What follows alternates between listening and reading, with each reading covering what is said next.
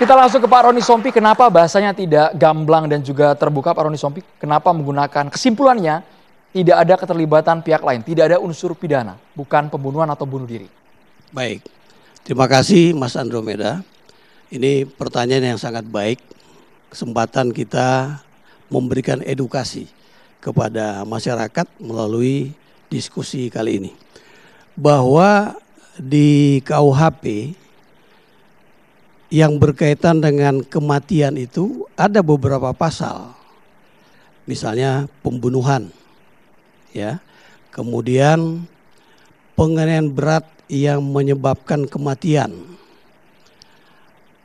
Tidak sengaja menyebabkan kematian korban.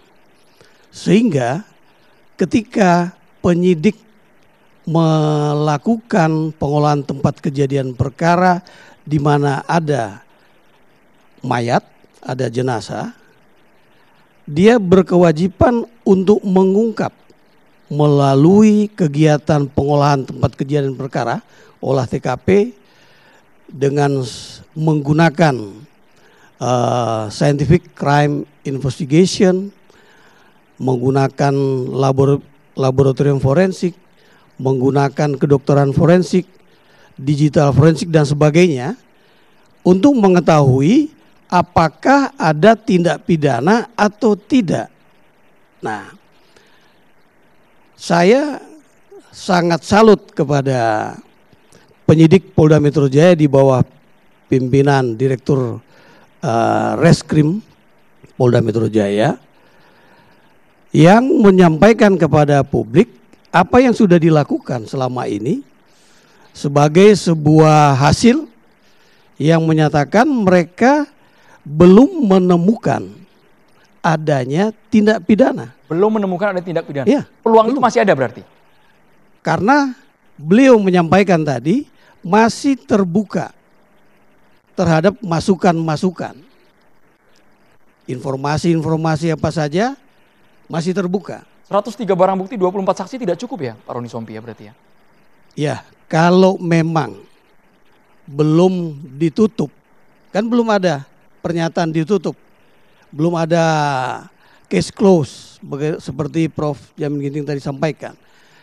Dengan demikian, apa yang dilakukan oleh penyidik Polda Metro Jaya ini saya kira transparan sekali ya, sangat baik. 20 hari waktu yang sangat wajar Pak Roni Sompi. Ya. 20 hari proses penyelidikan sampai akhirnya. Luar biasa, karena saya juga mantan penyidik. Saya pernah mengungkap kasus kematian yang membutuhkan 1 bulan. Baru 1 bulan lebih, baru bisa ketemu bahwa siapa pelakunya, misalnya seperti itu. Ya. Jadi ini penyidik menggunakan tidak hanya kedokteran forensik yang independen karena bukan dari Polri, walaupun Polri punya seperti tadi beliau sampaikan. Kemudian ada juga asosiasi psikologi forensik ya yang independen juga. Kalau laboratorium forensik dan digital forensik saya kira dari internal Polri, tapi yang disampaikan betul-betul apa yang mereka temukan dari tempat kejadian perkara yang kita kenal biasanya penyidik itu selalu berusaha untuk menghubungkan bukti segitiga antara jenazah, tempat kejadian perkara dengan kemungkinan kalau ada tindak pidana siapa pelakunya. Ya, di tempat kejadian perkara itulah ditemukan jejak-jejak darah dan sebagainya yang kemudian diolah, termasuk juga CCTV, bahkan tidak hanya di tempat kejadian perkara di mana jenazah itu berada, sampai ke Kementerian Luar Negeri, sampai ke mall juga ya. Dan hal ini dilakukan untuk memberikan kejelasan secara transparan apa yang betul-betul menjadi konsentrasi penuh oleh penyidik Polda Metro Jaya. Jadi bahasa itu sudah dianggap transparan. Karena sampai sekarang rasanya sebagian pihak khususnya masyarakat nalarnya masih belum masuk. Karena Ya. ada lakban kuning, karena posisinya ia seorang diplomat, Pak Roni Sompi. Polda Metro Jaya sudah menyampaikan secara runtut menurut kajian dari masing-masing. Misalnya soal lakban, itu dari laboratorium forensik sudah menjelaskan. Kemudian juga dari kedokteran forensik juga sudah menjelaskan apa yang ada di lakban. Misalnya jejak siapa yang ada di lakban itu. Ternyata jejak yang ada adalah DNA dari korban. Kemudian berkaitan dengan CCTV. Tidak ada petunjuk dari semua segmen yang diambil yang menunjukkan adanya kecurigaan pihak lain masuk ke kamar.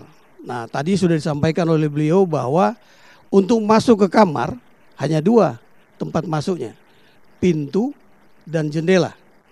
Pintu punya 3 lapis kunci, ya.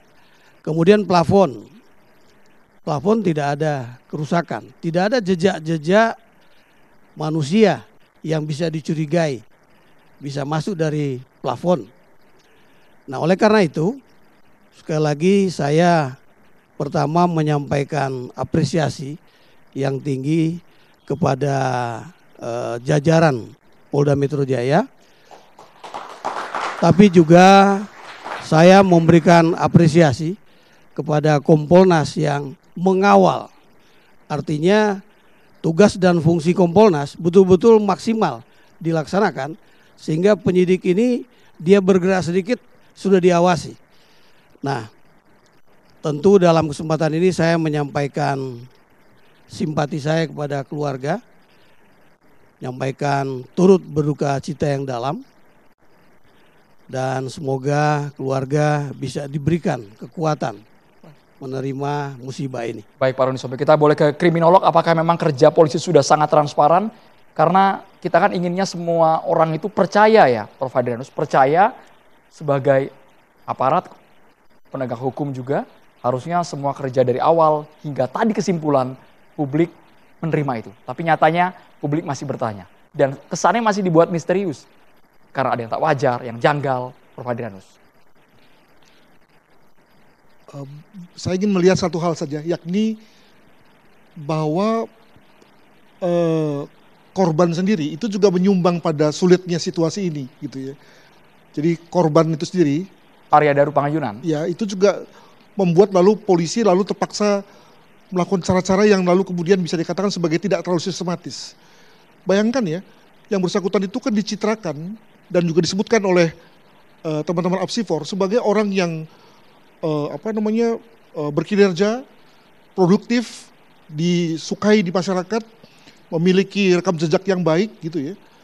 Tapi di pihak yang lain beda betul, dia memiliki obsesi bunuh diri, dia memiliki indikasi depresi, ya, dan juga memiliki boleh dibilang perilaku sosial yang tidak adaptif dengan citranya. Jadi dua pribadi yang berbeda nih. bertolak belakang. Bertolak belakang. Nah, maka kalau kemudian pilihan untuk bunuh diri ya, saya pakai istilah itu karena saya bukan seorang ahli hukum ya Pak Roni ya, lebih straight saja gitu ya. Menjadi khusus dan khas, ya inilah dia gitu.